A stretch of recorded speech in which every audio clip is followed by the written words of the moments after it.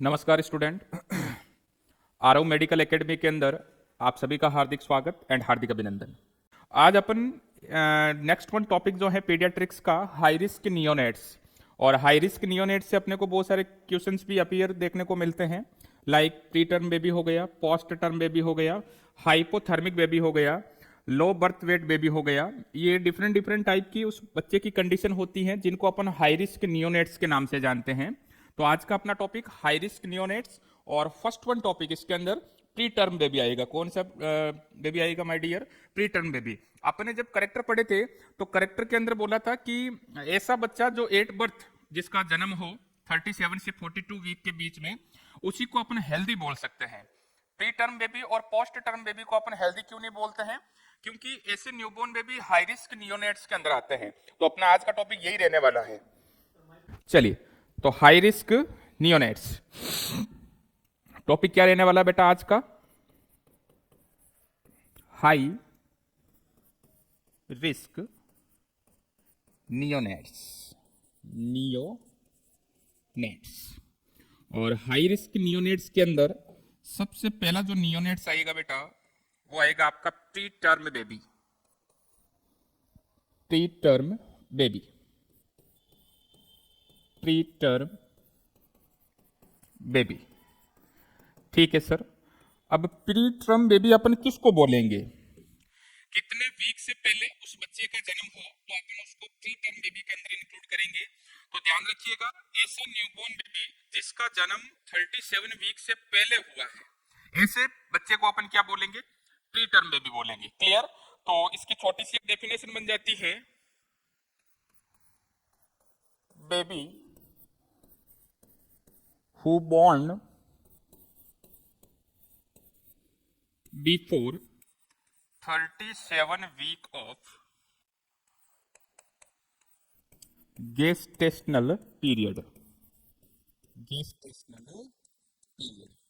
ऐसा बच्चा जिसका जन्म 37 वीक के पहले हुआ है बेटा। कितने वीक से पहले? 37 वीक से पहले हुआ है। ऐसे बच्चे को अपन कौन सा बच्चा बोलेंगे? प्री टर्म बेबी के नाम से जानेंगे।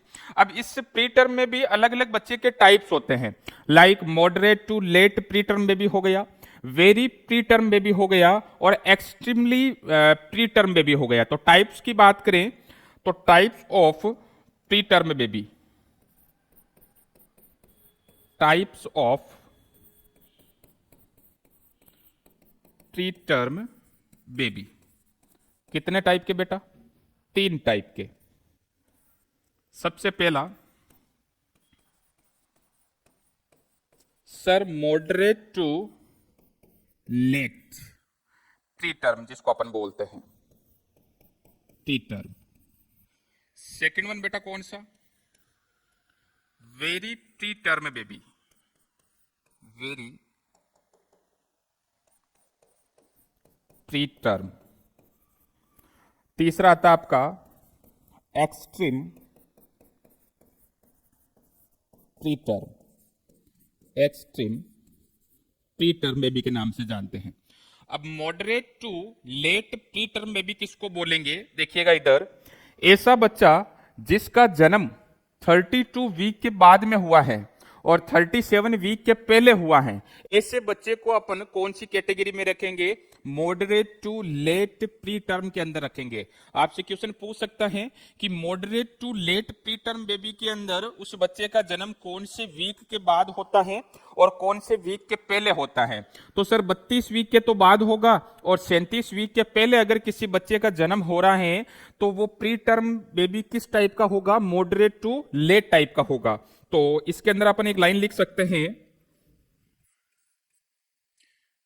Baby born before 37 week and after 32 week.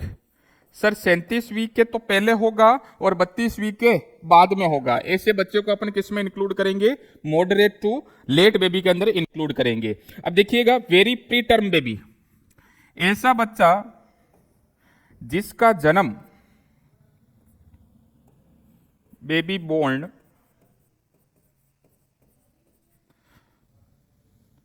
28 से 32 वीक के बीच में हुआ है बेटा।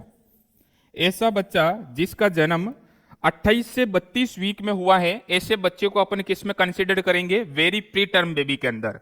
और ऐसा बच्चा जिसका जन्म baby born before 28 week of gestational period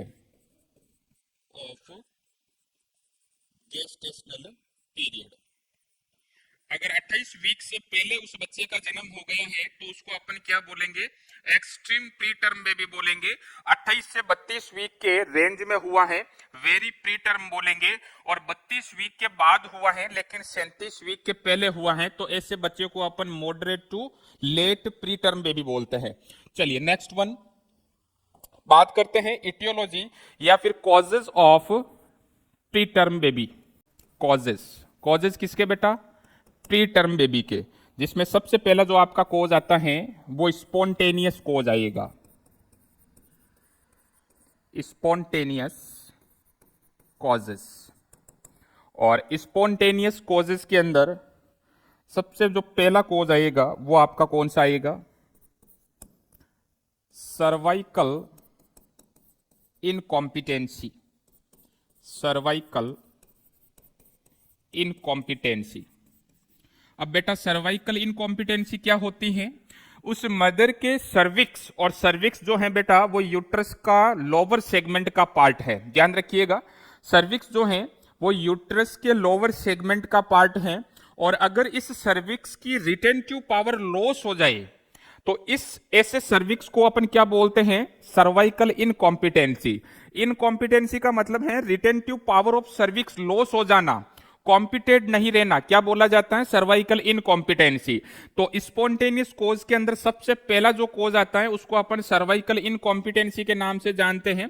अगर सर्विक्स की रिटेंटिव पावर लॉस हो जाए, सर्विक्स डायलेट ही रहे, तो ऐसी कंडीशन को अपन सर्वाइकल इनकॉम्पिटेंसी के नाम से जानेंगे, और बच्चे का प्री टर्म क्या हो जाएगा? बर्थ हो जाएगा बेटा।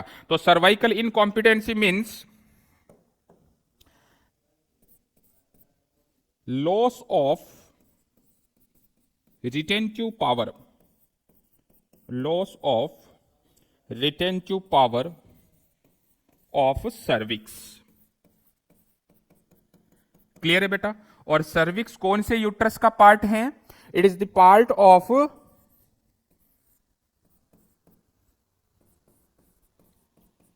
Of lower uterine segment. Lower uterine segment. बेटा सर्विक्स की लेंथ कितनी होती है? लेंथ ऑफ सर्विक्स की लेंथ होती है बेटा 2.5 सेंटीमीटर। कितनी सेंटीमीटर? 2.5 सेंटीमीटर सर्विक्स की अपने को क्या देखने को मिलती है? लेंथ देखने को मिलती है। दूसरा कोज, इसी स्पॉन्टेनियस कोज के अंदर मैं बात करूं तो दूसरा कोज आपका कौन सा आएगा? बाइकॉर्नुक्वेट यूट्रस। कैसा यूट्रस बेटा? बाइकॉर्नुक्वेट यूट्रस। और बाइकॉर्नुक्वेट यूट्रस मीन्स क्या समझे आप? ऐसा यूट्रस जिसके दो माउथ हो। ऐसा यूट्रस जिसके दो माउथ हो उसको अपन क्या बोलते हैं? बाई का मतलब होता है दो। तो टू माउथ यूट्रस के अंदर प्रेजेंट हो, डबल माउथ प्रेजेंट हो यूट्रस के अंदर, तो इस प्रकार के यूट्रस को अपन क्या बोलेंगे? बाइकॉर्नुकेट यूट्रस बोलेंगे। नॉर्मली यूट्रस का एक ही माउथ होता है, सिंगल माउथ होता है, लेकिन अगर किसी फीमेल के अंदर double mouth of uterus present है तो इस प्रकार के यूट्रस को अपन बाइकॉर्नुकेट यूट्रस के नाम से जानते हैं।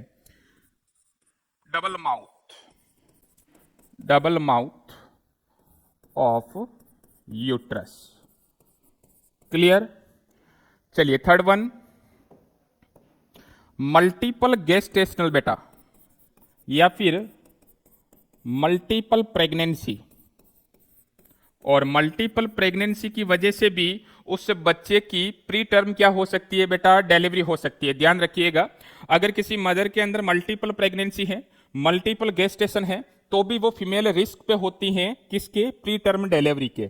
इसके अलावा अगर ऐसी मदर जो प्रेगनेंसी के टाइम में स्मोकिंग कर रही है, क्या कर रही है, प्रेगनेंसी के टाइम में स्मोक कर रही है, और स्मोक क्या करवाता है बेटा, डायलेशन करवाता है, वेजो डायलेशन करवाता है, जिसकी वजह से मे बी सर्विक्स का क्या हो सकता है, डायलेशन। और जब सर्विक्स का डायलेशन होगा तो उस बच्चे की डिलीवरी कैसी देखने को मिलेगी, अपने को प्री टर्म डिलीवरी देखने को मिलेगी। तो तीसरा, मल्टीपल प्रेगनेंसी के बाद में जो कोज आता है, the mother who have smoking, who have smoking during pregnancy, during pregnancy। और स्मोकिंग क्या करवाती है बेटा, सर वेजो डायलेशन करवाती है। स्मोकिंग क्या करवाती है, वेजो डायलेशन, या फिर सर्विक्स का क्या करवाएगी, ये डायलेशन करवाएगी। नेक्स्ट वन, मैटरनल माल न्यूट्रिशन की कंडीशन। मैटरनल माल न्यूट्रिशन की वजह से भी उस बच्चे के अंदर कैसी डिलीवरी हो सकती है, प्री टर्म डिलीवरी हो सकती है। तो नेक्स्ट वन, फिफ्थ वन कोज आपका मैटरनल माल न्यूट्रिशन, माल न्यूट्रिशन। तो अभी तक अपन ने जितने भी कोज पढ़े हैं वो स्पॉन्टेनियसली कोज हुए हैं, जिसमें सबसे पहला जो अपन ने कोज पढ़ा था वो सर्वाइकल कौन सी पढ़ी थी बेटा, इनकॉम्पिटेंसी पढ़ी थी। देन बाइकॉर्नुकेट यूट्रस, मल्टीपल प्रेगनेंसी, ऐसी मदर जो प्रेगनेंसी के टाइम में किसका यूज कर रही है, स्मोक कर रही है। स्मोक करने की वजह से भी सर्विक्स में डायलेशन देखने को मिलता है और उस फीमेल में प्री टर्म डिलीवरी के रिस्क ज्यादा होते हैं। इसके अलावा मैटरनल माल न्यूट्रिशन की कंडीशन, क्लियर। स्पॉन्टेनियस कोज के बाद में आपका आता है इंड्यूस कोज। कौन सी कोज, इंड्यूस कोज आते हैं। कि इंड्यूस कोज के अंदर कौन कौन से कोज आते हैं। इंड्यूस कोज को इलाबोरेट करने से पहले मैं आपको एक इंफॉर्मेशन देना चाहता हूं, जो कि एक गोल्डन अपॉर्चुनिटी है स्टूडेंट के लिए, जो कि प्रोवाइड करवा रही है आरव मेडिकल एकेडमी। मात्र आपके कितने रुपीज के अंदर, 1899 रुपीज के अंदर बेटा, कितने रुपीज के अंदर, 1899 रुपए के अंदर, all type of competitive preparation like staff nurse, nursing officer Bihar, CHO all state, NHM staff nurse, IGNOU post basic BSc entrance exam की तैयारी प्रिपरेशन जो है वो मात्र 1899 रुपए के अंदर आपके पटना में करवा रही है। अगर कोई भी स्टूडेंट पार्टिसिपेट करना चाहता है तो नीचे लिखे हुए आप नंबर पे कांटेक्ट कर सकते हो हमारी टेक्निकल टीम से। जो भी आपकी क्यूरीज हैं, डाउट हैं, वो आप क्या कर सकते हो, शेयर कर सकते हो।